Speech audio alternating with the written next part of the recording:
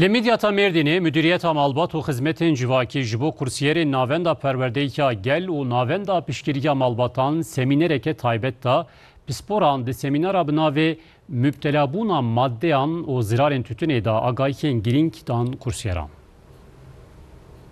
Kesinlikle ve kesinlikle müsaade etmeyelim arkadaşlar. Müdüriyeta Malbat û Xizmetên Civakî ya Mêrdînê xebatên xwe yên li hemberî maddeyên hişbir û bi zirar didomîne. Konusunda bireysel çabamızın ev adem merkezi yani adem merkezi kursiyeri van yöneticiye van çevin ve eğitimi luandır adıdın le çatom adıdın. kıymetli bir hocamız şurada ben Herî dawî li salona Pirarmanc Amîdiya de semînerek hat dayen.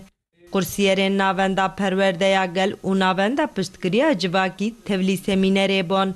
sunumumuzun içeriğinden Pisporan di semînerê de li ser müptelabûna maddeyan û zirarên tütûnê agahiyên girîng dan.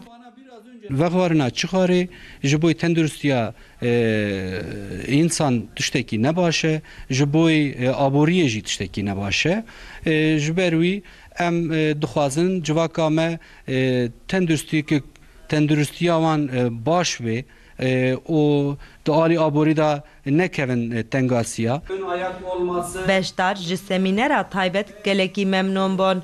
ji bo cixareyê goneva xwe çiqa baş e ji bo saliqa we ji bo zarokê we ji bo mela we goneva xwe gelkî baş e em ji bo got karibî cixara biqin hevalê me zismanê me herkes karibî jê biqirî qencem ji bo wî hatin qatilmiş bûn. هات في يتيمي ما قالك تشفي مكر ما انه نهي جزاروكي ما تخرا بخون او كتشيما خصوصي كو كتشيما بلا بيرا كو زام هزاروكي خابن كو تخرا بنخون اویتم زاف باش چه بو